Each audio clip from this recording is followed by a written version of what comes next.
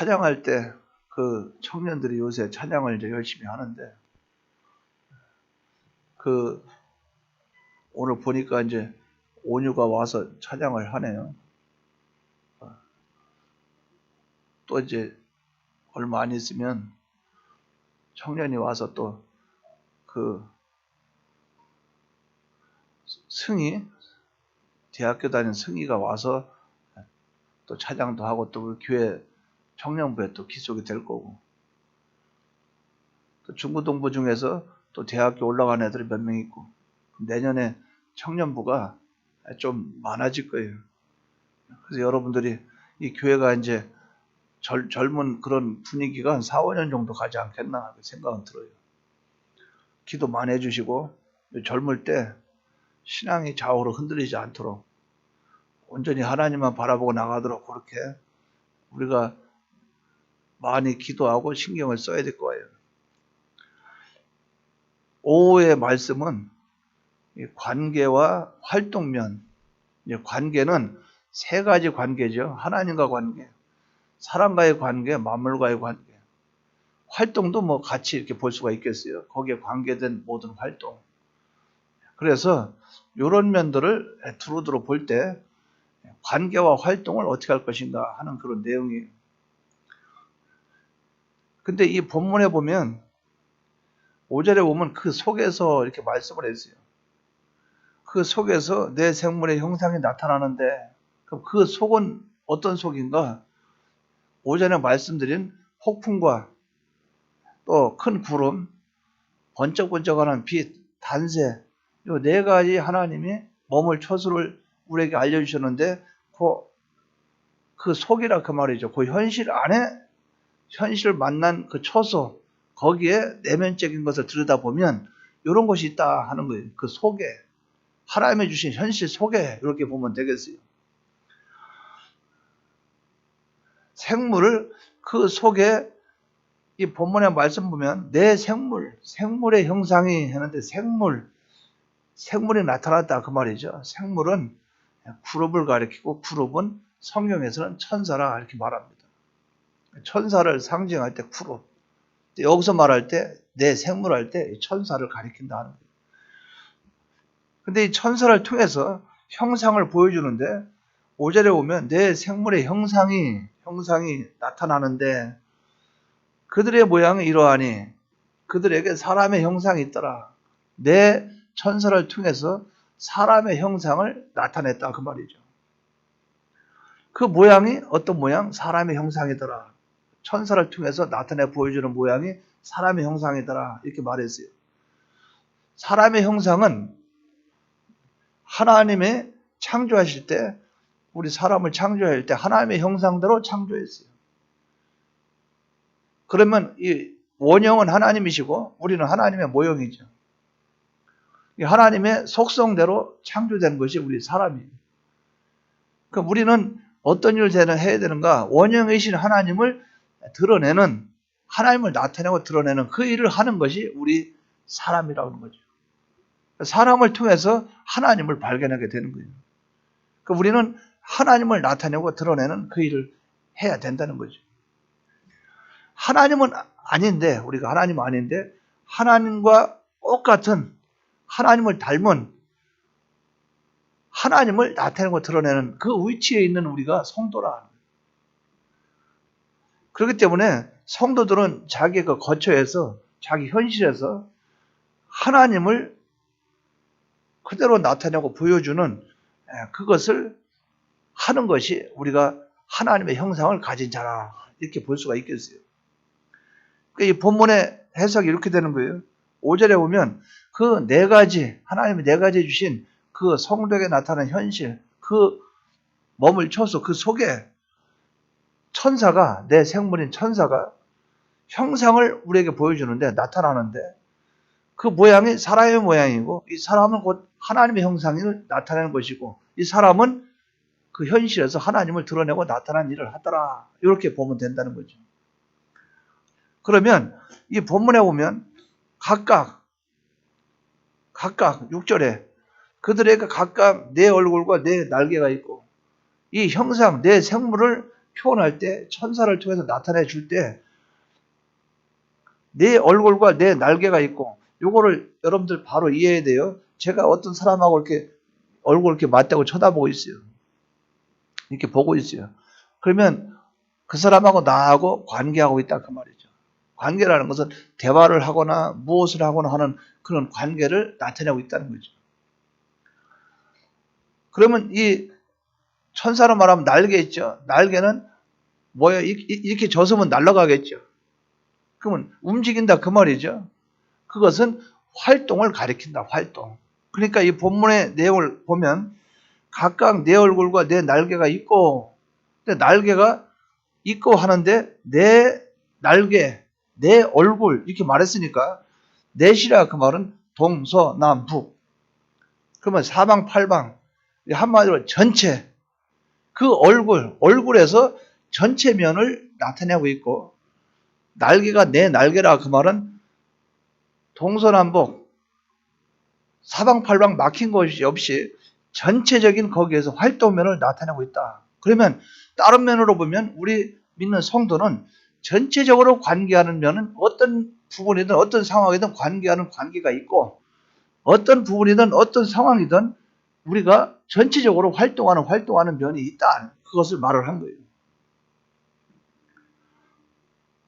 기독자들은 상대하는 그 관계하는 그 면에 있어서는 위로는 하나님 상대하고, 옆으로는 사람 상대하고, 아래로는 만물도 상대하고, 무슨 일을 만날 때나 일을 처리할 때 하나도 빠짐없이 모든 면을 다 상대해가지고 전체 면으로 이 바른 관계를 가지고 상대해야 된다는 것을 말씀을 했다 그 말이에요. 우리 믿는 성도들은.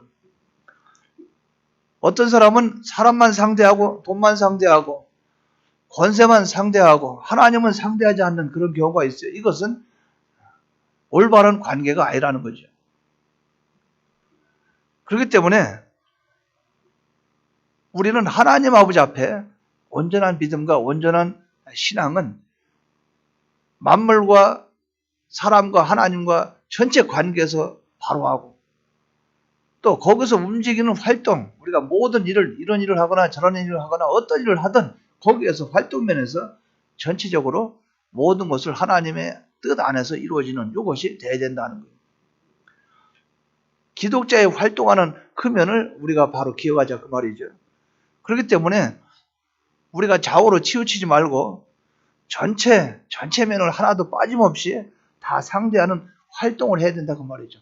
전체를 상대하면 그 다음에 행동이 나오죠. 제가 예를 들어서 A라는 사람을 만나서 얼굴을 상대했어요. 그럼 상대하면 상대로 끝나는 게 아니라 인사를 하든가 말을 하든가 뭐 하든가 행동이 따라오죠. 그러니까 상대하면 활동이 따라오게 돼 있다는 거예요. 요 두 가지 면을 우리가 온전하게 하는 그것이 성도가 해야 될 자세로 하는 거예요. 우리가 이런 면들을 바로 우리가 기억하시기 바랍니다.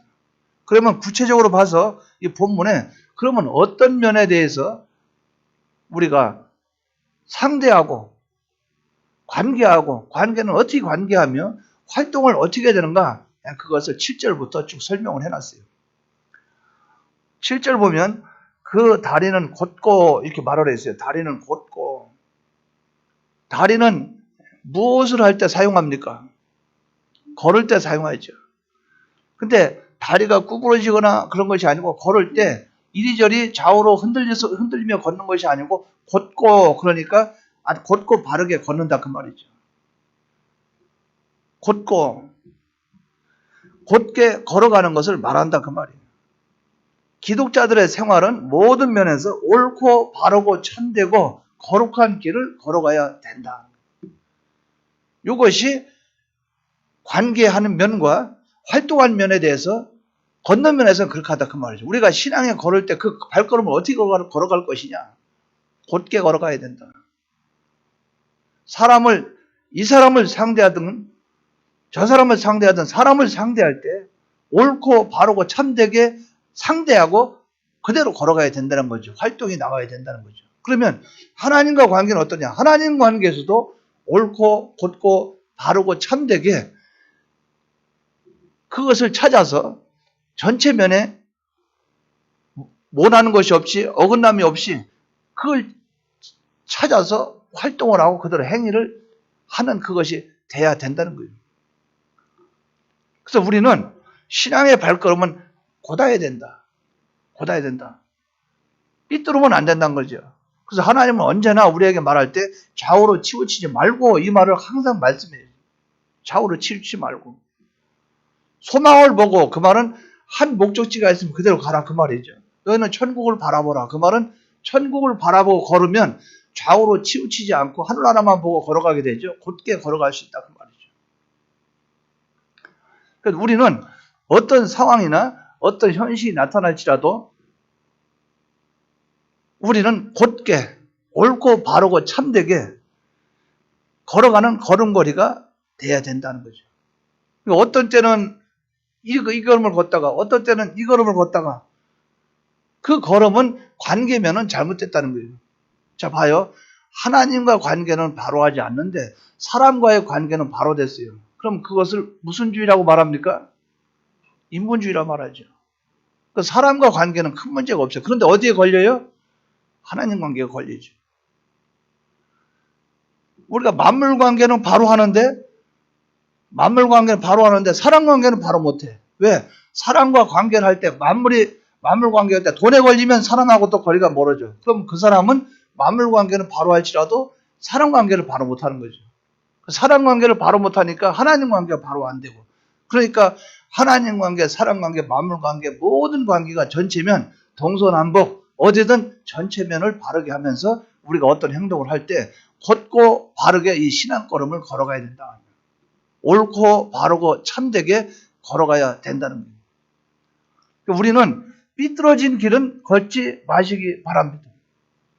옳은 길, 바른 길을 우리가 걸어가야 된다는 거예요. 참된 그 길을 걸어가야 된다는 거예요. 그래서 곧은 다리로 히브리서 12장에도 징계에 대해서 말씀할 때 하나님의 사랑하는 자에게 징계를 주신다고 그랬어요. 징계가 없으면 사생자라고 말을 했어요. 근데 거기서 뭐라고 말해요? 피곤하고 사람이 몸이 처지죠. 근데 그것을 이렇게 세워서 피곤한 마음을 이렇게 세워서 무릎을 굽히지 말고 곧게 해가지고 하나님 말씀에 순종해서 흠도 없고 점도 없이 하나님이 우리를 깨끗하게 하시는 그 뜻대로 살아가라고 그렇게 권면을 하고 있어요. 피곤한 다리로, 피곤한 몸으로 앞을 바라보고 곧게 걸어가는 이것이 우리의 신앙의 발걸음이 돼야 된다 그 말이죠. 그렇기 때문에 우리의 발걸음은 곧게 걸어가는 옳고 바르고 참된 그 발걸음이 신앙의 걸음이 되기를 바랍니다. 이게 첫 번째요. 어떻게 관계면과 활동면은 신앙의 발걸음은 곧게 걸어가야 된다. 곧아야 된다. 이것을 첫 번째 바로 기억하기 바랍니다. 두 번째는 그 발바닥은 송아지 발바닥 같고 이렇게 말을 했어요. 송아지가 걸어갈 때 땅에 뭘로 디디고 걸어갑니까? 송아지가 걸어갈 때 땅에 뭘 디디고 가요? 머리로 땅 대고 이렇게 가진 않잖아요. 또 물구나무 서서 가지도 않잖아요. 소가 걸어갈 때는 발을 땅에 딛고 걸어가죠. 그러면 발과 닿는 그 송아지의 이 발에 닿는 그 부분이 땅을 이렇게 딛고 계속 가는데 발은 어떤 모양이냐? 송아지 발은 쪽발이라고 말해요. 이렇게 돼 있다 그 말이에요. 이렇게 양쪽으로 이렇게. 요걸로 이렇게 디디고 가는 거예요. 왼발이나 오른발이나 이렇게 디디고 가는 거예요. 그러면 이 발바닥이 쪽발로 되어 있기 때문에 송아지는 쪽발로 다니듯이 기독자들은 모든 것을 접촉할 때 무턱대고 아무것이나 구별 없이 따라가는 것이 아니고 이 두 쪽을 놓고 그 중에 하나를 선택해서 걸어가야 된다는 거죠. 선이냐 악이냐, 또 사랑하는 것이냐 미워하는 것이냐, 의냐 불이냐, 이것을 구별하고 비판해서 한쪽, 즉 이 두 개로 걸어갈 때 구별해서 옳은 걸 택해서 그 길을 걸어가야 된다는 거죠. 다른 말로 하면 구별해서 거룩한 생활이 돼야 된다는 거예요. 우리는 이것이 꼭 필요합니다. 걸을 때는 고돈다리로 걷고 고돈다리로 걸어가면서 구별해라. 이것이 과연 하나님이 기뻐하는가, 하나님 기뻐하지 않는가? 제가 그 유튜브를 아침에 봤어요. 이제 그 해광이가 얘기하길래 그걸 한번 살펴봤어요. 좀 위험성이 있는 것 같기도 하고 아닌 것 같기도 하면서 말하길래 제가 이제 들었어요. 한 9분 정도 나오더라고요. 어떤 목사님이 한국에서 아주 유명하고 대노를 하는 목사님이 그걸 내놓은 그것을 들었어요. 염려가 돼요. 아, 이분이 또 명예나 권세는 교계에서는 한국에서는 알아주는데 이분이 또 성경을 또 잘못 해석하고 있구나. 그래서 염려가 좀 됐어요. 그 나중에 세월이 지나면 또 판단이 되겠죠. 지금 현 시점에 우리가 지금 한번 이 시점에 부닥쳤어요. 지금 현실에 부닥쳤어요. 대면과 비대면 예배가 부닥치고 있어요. 지금 현실 속에. 지금 요 현실에 나타나고 있죠. 근데 비대면 예배를 성경적으로 그렇게 옳다는 식으로 말을 하면서 거기서 어떤 것을 갖다 붙였냐면 제2의 종교개혁이다. 지금 요런 현실이 나타날 때 이럴 때 개혁을 하는 하나님의 음성이다. 이런 식으로 해석을 하더라고요. 그래서 가만히 이렇게 들어봤어요. 수가성 여인과 예수님과 대화를 쭉 설명하면서 그 수가성에는 여인이 그리심산에서 우리는 예배드립니다. 그런데 당신들은 예루살렘에서 드리더이다. 그러니까 그 예수님이 그리심산도 아니고 예루살렘도 아니고 아버지께 예배할 때가 오나니 하나님께서 예배하는 자를 찾으시는 자는 영과 진리로 예배하는 자를 찾는다. 그러니까 과거에는 안 찾았다. 과거에는 그런 사람이 없었다. 근데 지금은 그렇다. 그러니까 지금의 예배가 참된 예배다. 그래서 과거에 말할 때 그리심산과 예루살렘을 말하면서 그것은 절대성을 가지는 절대적인 공간으로 오늘날 교회 예배당은 그렇게 오해하고 있는데 그건 아니다. 하나님의 영이시기 때문에 시간과 공간을 초월하는 분이기 때문에 어디서든 예배를 드리면 되지 예배당을 꼭 고집하는 절대성을 부여하는 그것은 옳지가 않다. 제가 끝까지는 끝까지 못 들어갔는데 그 정도 들으면 이제 감이 잡히죠. 잡혀요. 그래서 제가 그 말만 했어요. 이 아빠는 지금부터 연구해가지고 할 만큼 시간도 넉넉하지 않고 그냥 옳지 않다는 것만 말할 테니까 네가 연구해가지고 앞으로 이 세대에 필요할 때 같이 맞붙어가지고 오론에 들으니 송사를 해서 네가 나중에 그거 해결해라. 나중에. 그랬더니 뭐 박사학위를 받아야 돼, 뭐 해야 돼. 요새는 박사님 안 알아준다나. 박사관만 중요한 게 아니고 네가 이치적으로 논리적으로 성경적으로 그걸 드러낼 수 있는 그것이 되면 된다. 자, 몇 가지 질문하죠. 자, 이렇게 한번 질문해 볼게요. 최혜숙 집사님이 사람을 전도했어요. 전도했으면 어디로 데리고 갈 거예요? 교회는 절대적인 공간이라 그런 걸 고집 피우지 말자 그러면 그러면 어디로 데리고 갈 거예요? 전도했으면. 산으로 갈 겁니까? 들로 갈 겁니까? 벌써 우리가 고민하게 되죠? 자, 세례 받을 때 어디서 받을 거예요? 교회라는 절대적인 공간에 우상시하는 것처럼 그렇게 말을 한다면 어떻게 할 거예요? 옛날에 예루살렘과 그리심산처럼 그리심산에 있는 것처럼 하나 정해놓고 죽자사자 거기만 고집해서 거기 안 가면 안 된다. 그건 아니잖아요. 전국의 교회가 사방에 널렸어요. 뭡니까? 그런 의미하고 지금하고는 차이가 있다는 거죠. 세례는 어디서 줄 것이며 예배는 또 어디서 드릴 것이며 우리가 잘못 오해하고 있는 게 있어요. 제가 질문하죠. 여러분 가정예배 있어요 없어요? 개인적으로 가정예배 드릴 수 있어요 없어요? 드리란 말이에요. 영과 진리로 하나님 받으시니까. 자, 신방 가면 신방 예배 드립니까 안 드립니까? 영과 진리가 받으시니까 드린다 그 말이에요. 자, 우리가 산기도 갑니까 안 갑니까? 산에 가서 예배 드리죠. 하나님 받으시 안 받으시죠? 받는다 그 말이에요. 지금 우리는 전반적으로 전반적으로 어느 부분이든 하나님께 지금 예배 드리고 있는 거예요. 산에서 드리고 집에서 드리고 어디서 드려요. 근데 하나님이 우리에게 명령한 것이 있으니 마태복음 28장에 뭐라 그랬어요?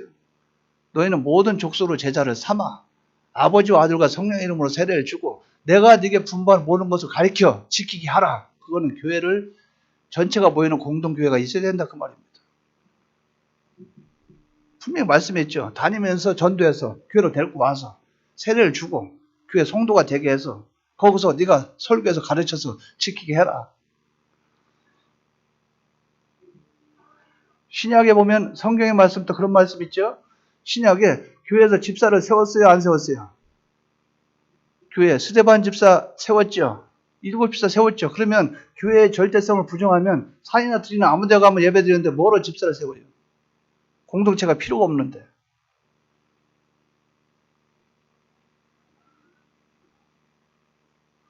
그러니까 성경은 전체를 보고 성경을 해석해야 된다 그 말이죠. 자, 봐요. 교회에서 누굴 세우라 그랬어요? 장로를 세울지니 장로는 가르치는 장로, 교원 장로를 배나 존경할 줄 알며 얘기했죠. 그럼 왜 세웠어요? 질서를 얘기했죠. 교회에서는 설교하는 자가 있고 봉사하는 자가 있고 거기서 행정 장로가 있고 골고루 다 있다는 거예요. 그것을 말씀을 한 거예요. 그러니까 바울도 뭐라고 말했습니까? 바울도 에베소 교회에게 말하니 로마 교회 말하니 갈라디아 교회 말하니 그 뭐냐면 교회가 모여서 예배드리는 장소가 필요하다는 것을 말씀을 한 거예요. 그래서 신약에 또 하나님 뭐라 그랬어요? 모이기를 피하는 어떤 사람과 같이 하지 말며. 자, 그러면 지금은 모일 때입니까? 해체할 때입니까? 모일 때지요. 근데 그것을 구별 없이 생각 없이 그냥 한번 내가 퍼뜩 떠올르니까 인터넷에 팍 띄워버리면 그것을 어영부영 보는 사람도 어떻게 할 거냐 그 말이에요. 바른 깨달음이 전달이 안 되는데 뭡니까? 송아지처럼 걷고 있지 않다 그 말이에요. 이 전체면을 생각하지 않고 있다 그 말이에요. 전체면을. 그러니까 지금 이걸 말하는 것은 여러분들이 우리 교회에 지금 출석하죠. 근데 여러분들이 아파가지고 몸이 아파서 움직일 수 없으면 병원에 가 있죠. 그럼 거기서 예배 드릴 수 있어요, 없어요? 그럴 때 꼭 교회로 오라고 합니까? 그거 아니잖아요. 그러니까 우리는 이 개념을 바로 이해해야 된다 그 말이죠. 하나님의 당신을 찬양하고 경배하는 교회를 하나님이 설립해 놓으시고 각 사람마다 각자 형편과 사정이 있잖아요. 어떤 분은 암 수술도 해야 되고 어떤 사람은 무슨 수술 해야 되고 어떤 사람은 외국 그 발령 나서 일 갔어요. 외국 갔어요. 그럼 우리나라 올 수가 없잖아요. 외국에는 그 안에서 교회를 가서 예배를 드려야죠. 그렇지 않으면 거리가 멀면은 방 안에서 혼자 앉아서 추여하고 기도하고 예배 드릴 수도 있죠. 그러니까 우리는 특수 상황, 무슨 상황과 일반적인 상황들을 바로 이해를 하고 나가야 된다는 거죠. 그렇기 때문에 여기 보면 송아지 발바닥 깎고 그 말은 구별하고 구별해라. 우리는 그 길을 걸어가야 된다. 이것이 옳은가 저것이 옳은가 참인가 거짓인가 구별해서 바른 길을 걸어가야 된다. 이것을 우리가 바로 이해하고 나가시기 바랍니다. 그 한국 교계 안에서 문제가 생기면 그걸 붙잡고 틀려내는 뭐니 하는 그런 분도 있잖아요. 그분이 있잖아요. 또 그분이 이러면 안 되죠 하면서 얘기하는 분이 있어요. 제가 또 그분도 들어봤어요. 들어봤는데 더 충분하게 뒷받침이 안 되고 본인 얘기하는 것이 있다. 성경을 더 충분히 뒷받침을 해야 되는데 이건 아니죠. 저렇죠. 이거 몇 마디 하는 거 들어보니까 그러니까 우리는 뭡니까?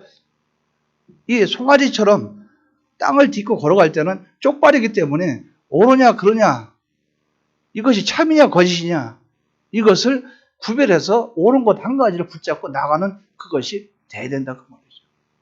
여러분 그것이 옳습니까 틀립니까? 아무리 유명한 박사 아주 박박사를 할지라도 성경에서 틀리면 따라가야 돼요 따라가지 말아야 돼요. 아주 별 볼 일 없는 촌구석에 있는 아무것도 아닌 촌구석에 있는 아무것도 모르는 그 사람이 부르짖는 소리라도 성경적이면 따라가야 돼요 따라가지 말아야 돼요. 그 답변은 그렇게 하죠. 근데 답변은 그렇게 하는데 거의 사람들 볼 때 영향력 그 사람의 지금 입지 이런 거 보지 그렇게 안 봐요. 우리가 우리가 이런 면들을 바로 생각하고 나가야 된다는 거예요.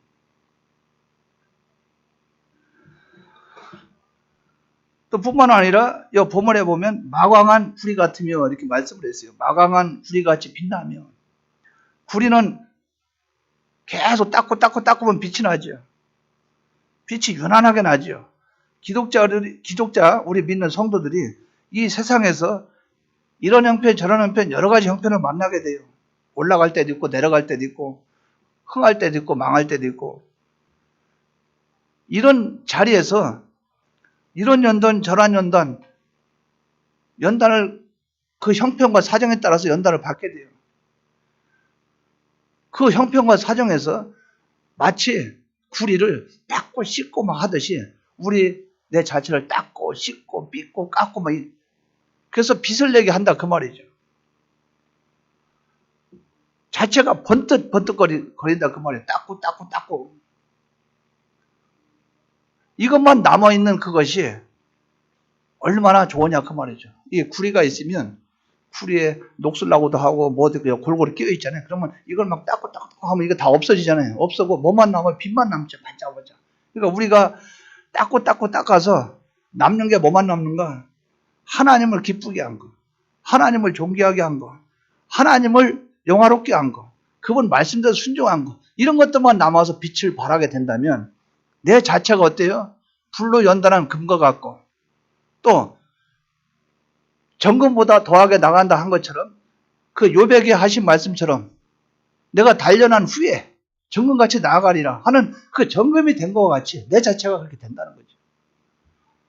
우리가 그런 생활로 나아가야 된다 그 말이죠. 나를 자꾸 이 구리를 닦으면 광채가 나는 것처럼 나는 내게 있는 여러 가지 이런 요소 저런 요소 다 닦아내고 하나님이 기뻐할 수 있는 그 자체 그 빛만 발산해 낸다면 얼마나 하나님이 기뻐하겠어요.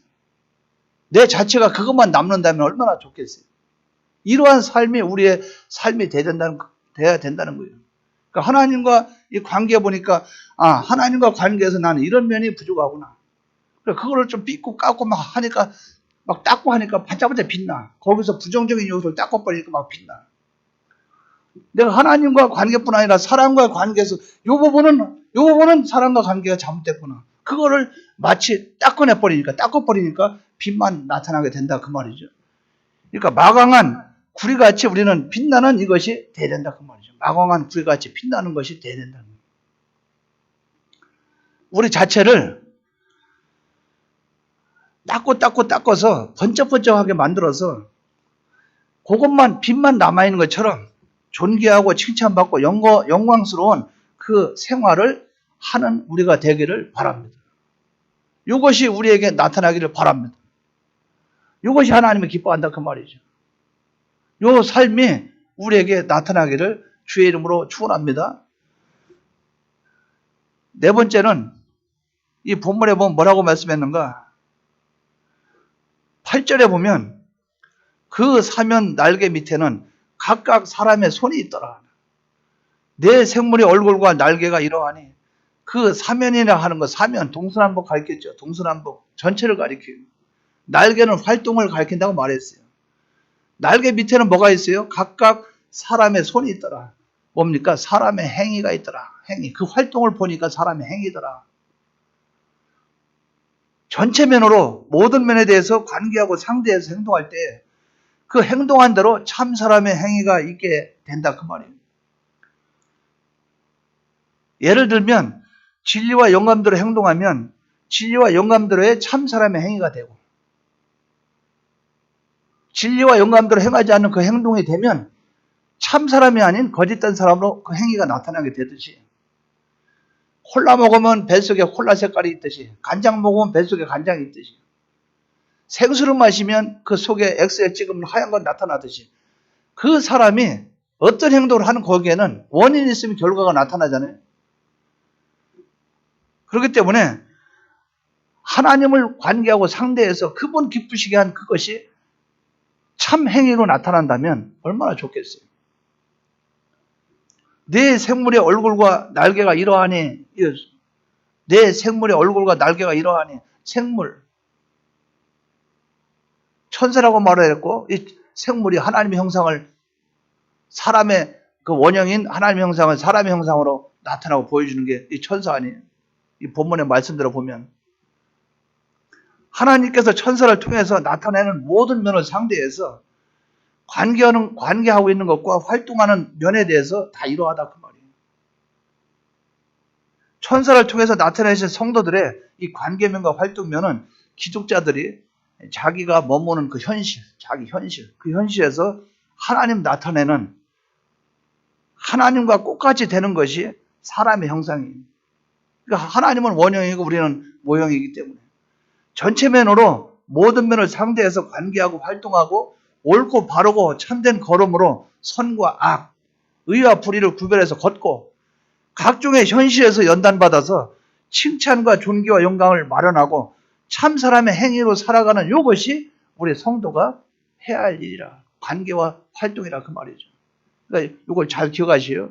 자, 걷고 이건 옳고 바르고 참된 그 길을 걷는 것이고, 송아지가 걸을 때 땅에다 발바닥 대듯이 쪽발로 구별해서 참을 찾아가는 것이 우리가 돼야 되겠고, 마강한 구리같이 깨끗이 닦아가지고 오직 하나님 앞에 영광과 존귀와 부귀만 나타나는 하나님 기쁘시게 하는 그것만 돼야 되겠고, 이 내 생물, 거기에 사람 형상 갖고 있는 그 천사의 그 날개 밑에 손이 있듯이 우리 행위는 참 사람의 행위만 나타나야 된다. 우리 행위는 우리가 이런 행위 저런 행위 하든 어떤 행위든 하나님의 기뻐하시는 참 사람의 행위가 돼야 된다. 그렇다 보면 하나님이 이것을 얼마나 기뻐하겠나 그 말이에요. 우리는 이러한 삶이 되기를 바래요. 이러한 삶이 돼야 하나님이 기뻐하신다 그 말이죠.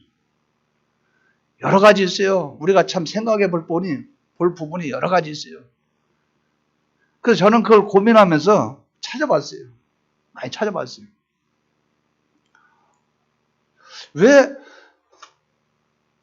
왜 교회라는 존재가 왜 이렇게 필요하고, 이 교회라는 존재를 통해서 대체 하나님은 무엇을 원하시는가? 그 수없이 많이 찾아봤어요.